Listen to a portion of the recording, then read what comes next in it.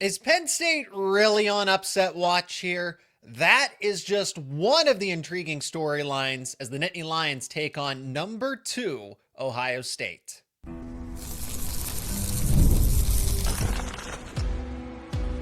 You are Locked On Nittany Lions, your daily podcast on the Penn State Nittany Lions.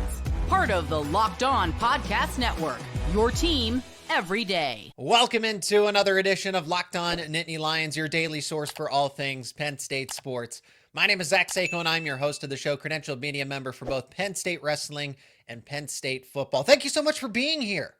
As we are going to talk about number 1 versus number 2, it is finally here, Penn State versus Ohio State. The storylines that I find the most intriguing before we get to Friday, of course, down in the comments section, let me know what is standing out to you. So this ranges from a revenge opportunity for Rocco Welsh, Mirasola going up against another All-American caliber wrestler for how many times in a row now? 5 or 6 times? Are they going to wrestle Braeden Davis or Nate Desmond against Jesse Mendez? Ben Davino, Marcus Blaze. Should Penn State be on upset watch? And that is what we are going to begin with here. Is Penn State really on upset watch against Ohio State? I don't think they should be. I think Penn State wins this dual meet, but Ohio State's still definitively the number 2 team in the country. They are the best opponent that Penn State's going to face in the regular season. But Ohio State, because of what also I'm going to bring into this equation, they're dealing with a number of injuries. Injuries continue to pile up here. So Penn State is still the more talented team. I would pick them in a full strength versus full strength matchup. But I am not as concerned about the Buckeyes now because of what they're dealing with. Okay, so that's another storyline to watch. Just how healthy is Ohio State going to be? It is expected that Brandon Cannon will not wrestle at 157 pounds. So that's an elite matchup that's off the table potentially here with PJ Duke. I think about 125 now for anybody that might have missed it. In that Iowa-Ohio State dual meet, at the end of it, Nick Bozakis looks like tweaked his back. Should have been a dangerous position call. For some reason, it wasn't called. And he might not beat 100% going into this one. Carson Hartshla is dealing with injuries, right? Going up against Levi Haines. So I think of those bouts that would be highly contentious by nature, of course. So 125, that's a toss-up. 157, Brandon Cannon against PJ Duke. That would be a toss-up. Carson Hartshla, hey, I'm confident as ever in Levi Haines, but Hartsla's still a title contender. Even though this is Levi Haines' weight class to lose at 174, Hartshla, when he's at his best, is a title contender. So Ohio State needs a lot to go in their favor in order to pull off an upset. With the deck already, stacked against you, so to speak, and then you have Bozakis, Cannon, and Hartshla in some capacity. Either they're not going to wrestle or they're going to be 100%. I don't have an inside injury report. I'm just saying we might not see the best version of Bozakis here coming off of an injury against Iowa. We might not see the best version of Hartshla, who's been dealing with an ongoing injury. Brandon Cannon not going to wrestle PJ Duke. So all those things that Ohio State needs to go in their favor, like sweeping 125 through 141, and then potentially stealing a matchup. So that's another storyline to watch. Is there a matchup that Ohio State can steal that not a lot of people would expect? So that's an upset within the upset, right? Ethan Styles against Shane Van Ness, or Dylan Fishback against Rocco Welsh, Carson Hartshla against Levi Haines. Those are matchups that Penn State is going to be strongly favored in, even though those are insanely talented opponents that they have. Styles, top 10 wrestler. Hartshla, top 10, again, top 5 wrestler, right? Dylan Fishback, top 10 wrestler. Do I want to throw Luke Geog into the equation against Josh Barr? I mean, Josh Barr's just in his own category, right?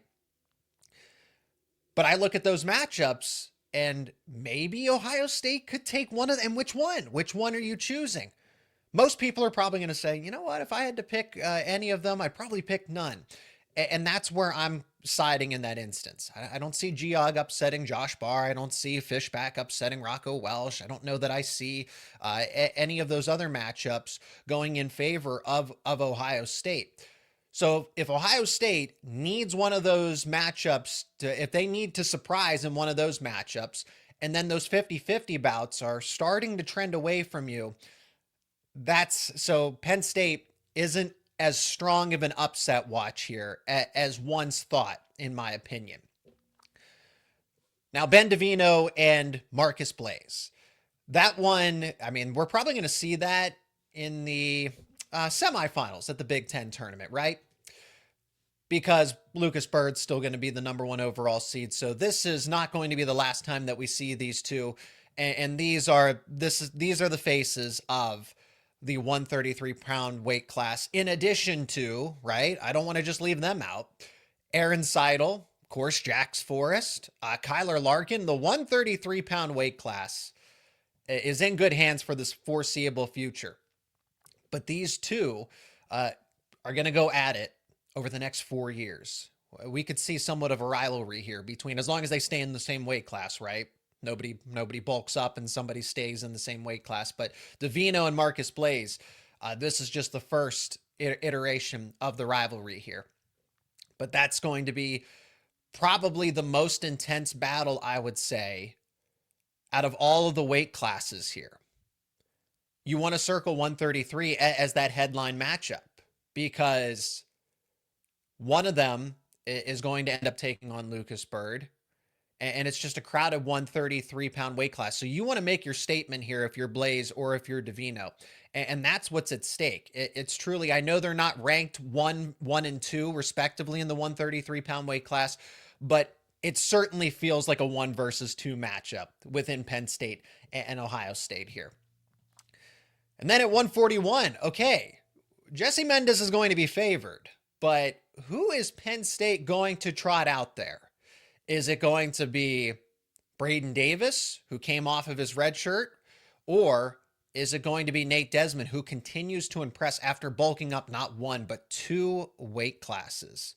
Who's Cale Sanderson going to throw out there against Mendez? That is coming up next here on Locked On Nittany Lions. And this episode is brought to you by Mazda. This is Mazda's moving the game forward for those who show there's more to the score than what's on the screen. This is a moment where we talk about a player, an athlete, a play, a moment, a fan, a coach that stood out above all the rest. And I think this is an easy choice this week. Nate Desmond, Penn State Wrestling true freshman, who has bulked up, not 1 but 2 weight classes, and goes up against a crafty veteran of the sport in Dylan Ragusin of Michigan. Was an NCAA place winner once upon a time when he was at his best. And Desmond goes out to Michigan in one of his few starts as a true freshman and gets the win in sudden victory. It's these moments that remind us of what it really takes to raise the bar. It's the extra work off the mat, off the court, off the football field, dialing in every detail, giving it that extra fire, that grit, the I never quit. We put the same passion into every model. Highlights make the reel. What it took to get there, that's what makes it count. There's more to a Mazda because there is more to you. Mazda, move and be moved. And this episode is brought to you by Wayfair. Hey, we've already rolled into the new year, but it's still the perfect time to reset your routine and refresh your space. If you're spending more time at home, you might as well love how it looks and how it feels. That's why you should turn to Wayfair. It's your one-stop shop for getting your home back on track. From bedding and mattresses to storage solutions for every room, Wayfair makes it easy to start the year fresh. Wayfair is everything you need for a full home refresh, all in one place. And whether you're thinking about updating your living room, maybe you want to organize a specific space, you're upgrading your work from home setup, Wayfair's huge selection makes it easy to find exactly what works for your style and for your budget. Shopping's easy, delivery's smooth, and everything arrives exactly as expected. And everything, honestly, all of that makes it getting back into the routine this new year feel a lot more manageable. Get organized, get refreshed, and get back on track this new year for way less with Wayfair. Head over to wayfair.com right now to shop all things home. That is WAYFAIR.com. Wayfair, every style, every home. And as always, thank you so much for making Locked On Nittany Lions your first listen and watch every single day. And thank you for making Locked On the #1 sports podcast network out there. If you haven't already, go check out the all-new Everydayer Club. You will get more access to this show. As a member of the Everydayer Club, you will get access to an ad-free audio feed for Locked On Nittany Lions, which is compatible with Apple, Spotify, every other major podcasting app. You will also get an invite to a members-only Locked On Everydayer Club Discord server, which includes a group chat just for listeners of this show. You can go to lockedonnittanylions.supercast.com or tap the link in the show notes to learn more. All right, let's continue here with more storylines that I'm watching for in this one. And later on, we're going to get into Rocco Welsh's revenge opportunity, a chance for him to make a statement against his old team. I want to pick back up with Braeden Davis and Nate Desmond, and I think there's a growing number of Penn State fans that are going to say, let the freshman wrestle. Go with Nate Desmond. Braeden Davis had his opportunity. I can't go that far just yet to just say, hey, bench Braeden Davis. These two, though, I imagine are going to wrestle off. And the matchup against Jesse Mendez, whoever Penn State and Cale Sanderson throws out there, puts in the lineup. I shouldn't just say because, hey, Desmond and Davis are all American caliber wrestlers, but of course Jesse Mendez is going to be favored. I don't want to make this a situation, though, where it is an absolute guaranteed loss. But we know who Mendez is. He's going after the Hodge Trophy. He's going to be absolutely favored. That's a tough battle for Braeden Davis as it is, who finished 5th at NCAA's a season ago. It's tough for Nate Desmond, who's an elite prospect, but is still coming into his own as a true freshman, and especially bulking up 2 weight classes here to 141. Here's what's interesting. Desmond does not burn his red shirt with this bout. So if you think this is an indicator, if Nate Desmond happens to wrestle against Jesse Mendez, oh, Desmond's going to be in the lineup. He's the guy going forward. Why would they pull his red shirt? That's a good thought process, but it's not the end all be all here. If Desmond wrestles the next 2 matches, Ohio State and then Princeton, kind of get a bit of an indicator. Why would you pull his red shirt when you already did that with Davis? You do want to preserve some eligibility here. You will see, I think we're going to see this one go all the way down to the wire.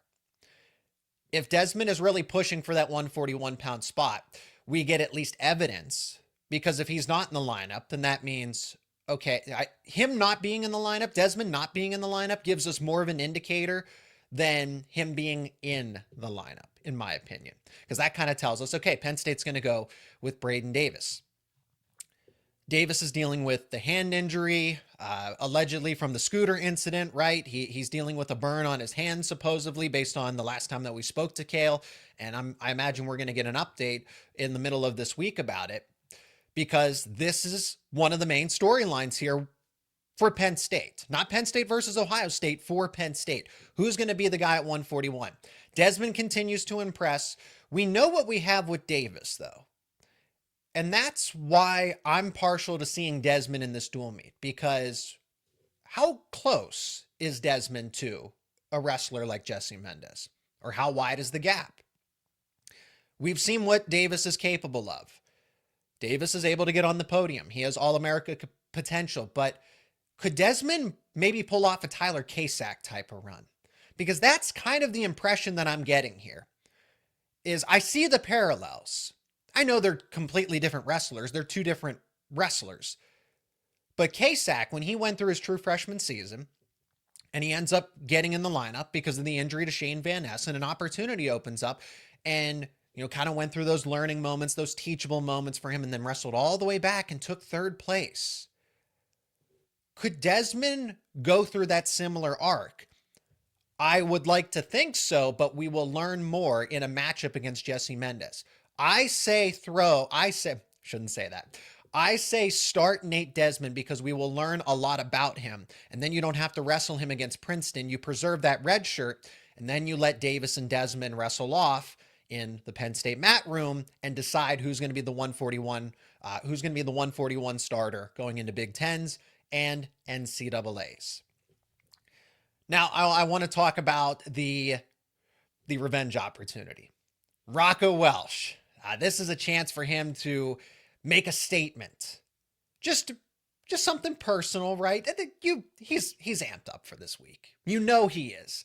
The Buckeyes get to come to the Bryce Jordan Center. He was, whether it was just, unjust, right, with how Ohio State handled its lineup situation, they opted to go with Carson Hartshla. You're going to take that personally to an extent. I bet it's all put to rest, that there's no ill feelings necessarily, but at the same time, you also have to imagine that there's a little bit of extra motivation on the table for Welsh to just say, hey, you picked the wrong guy. You went with the wrong guy. You made a mistake. You should have gone with me, and you shouldn't have put me in a red shirt situation. I feel bad for Dylan Fishback because I think Dylan Fishback is a really good wrestler, but he's going to get the best of the best from Rocco Welsh come Friday night. And part of me does wish that Welsh or Hartshla was in the same weight class. So Welsh not going up to 84, he stays at 74. I know the Penn State logistics of that would be complicated there with Levi Haynes. That's not what that's not the conversation I'm trying to have. But Hartshla being at 74, not being up at 84, that's, because then you get to prove it and say, did Ohio State make a mistake? Or did they go with the right guy at the end of the day? We're never truly going to, we know, right? We know that Ohio State messed up here. And it's great. It's a benefit for Penn State. I have no issue with it. But it would settle everything. It would truly settle the debate because we get to see it. We're just going to have to go off the other results. Big Ten titles, NCAA titles. We know that Ohio State messed up here. Welsh still has multiple years of eligibility. They went with Hartshla, who was running out of eligibility and didn't have that similar upside as a Rocco Welsh. And I think Welsh is going to try to prove that to his former team. Now, we still got some other storylines to get to. Cole Mirasola continues the gauntlet. Ben Keeter and AJ Ferrari and then Tay Gadali. Guess who's next? Nick Feldman, who is a title contender in his own right. Can Mirasola finally turn the tides, swing momentum in his favor, and get another signature victory like he did against Ben Keeter? Well, we are going to discuss that next here on Locked On Nittany Lions. This episode is brought to you by TurboTax. Tax season doesn't have to take over your life. This year, TurboTax is making it easier than ever just to hand things off and move on with your day. With TurboTax Full Service, you can have your taxes done for you by a trusted local expert start to finish without the stress or the guesswork of taxes. Instead of spending hours trying to figure out forms, you can meet with a local TurboTax expert in person or connect with them online. They handle everything. W-2s to self-employment forms, and they work to get you every deduction. You can upload your documents, go about your day, and get updates right in the TurboTax app. It's a huge time saver and gives you real peace of mind knowing, hey, an expert is handling all of it. For a limited time, you can have your taxes done by a local TurboTax expert for just $150. That's right, $150 all in if a TurboTax expert did not file for you last year. All you got to do is file by February 28th. Take taxes off of your plate and get back to your life. Visit turbotax.com/local to book your appointment today. Final segment on this edition of Locked On Nittany Lions, focusing in on heavyweight and then just overall what this win means for Penn State going into the remainder of the season for Big Tens, NCAAs. It's at the Bryce Jordan Center, right? This is another BJC dual meet. So it's going to be everything and then some. Cole Mirasola, he's so close. He is so close to breaking through. And it's understandable being that he's in his first year starting at heavyweight. Okay.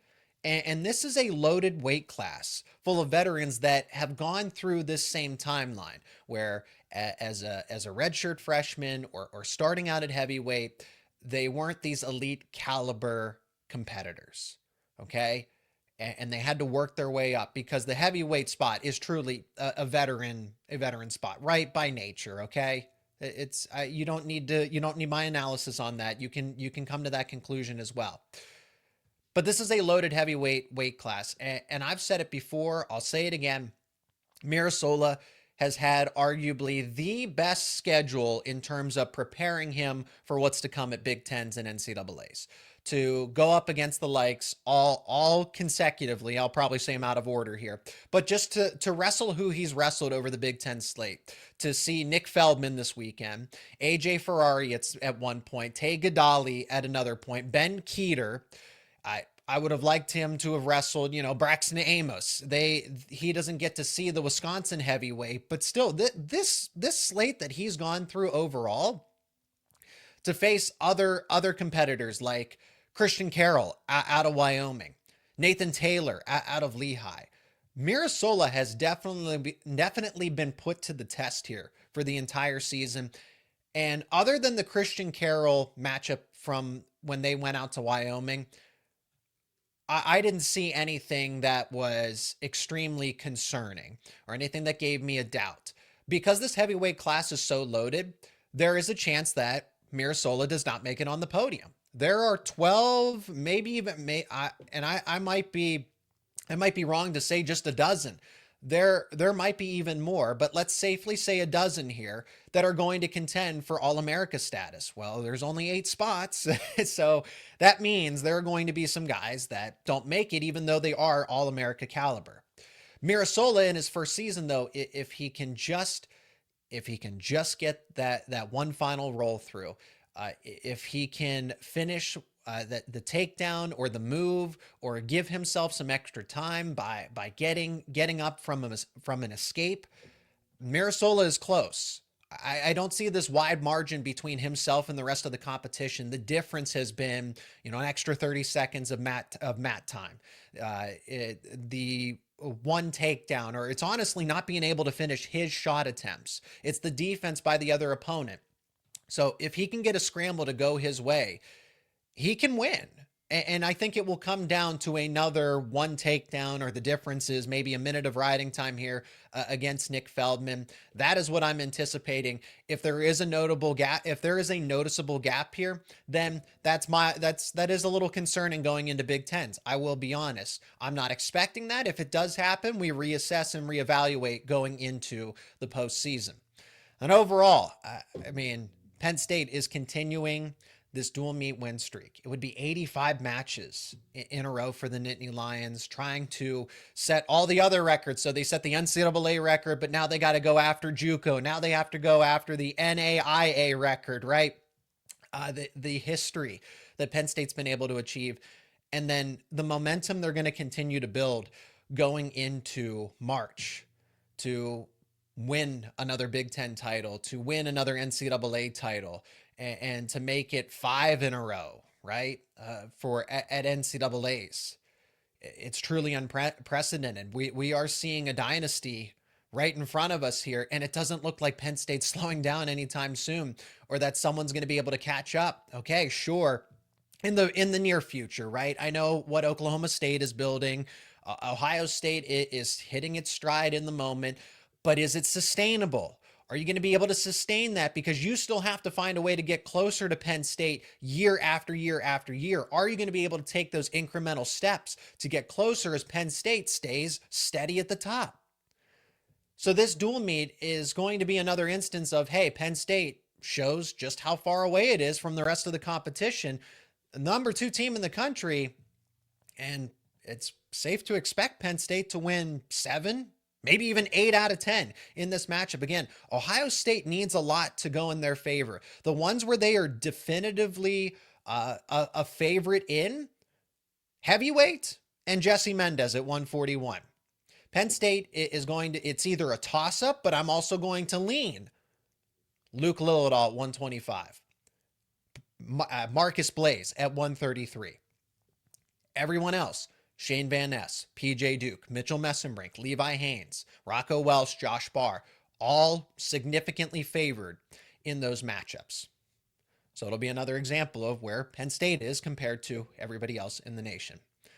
That is going to do it for this edition of Locked On Nittany Lions. Appreciate each and every one of you for joining me on the show. Again, if there's something you are looking forward to in terms of a storyline or what you want to watch for, let me know your thoughts down in the comments section. If you have a prediction let me know. We're going to have plenty of other podcasts devoted to breaking down Penn State and Ohio State, so be on the lookout for that. If you are new to the show, subscribe to the YouTube channel and wherever you get your podcasts for the latest conversations around your favorite Penn State sports teams.